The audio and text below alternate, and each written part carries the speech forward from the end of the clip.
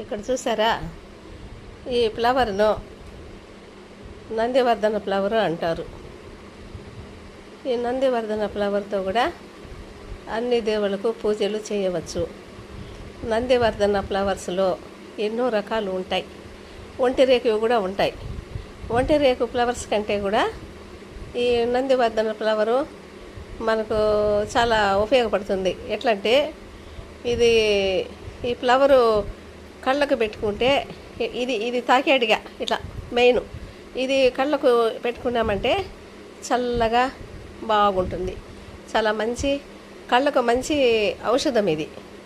ఎలాంటి విషం కానీ ఏమీ ఉండదు. అట్లనే మీరేమన్నా తినేపోతారు, తాగేపోతారు దీన్ని కలుపుకొని నీళ్ళల్లో.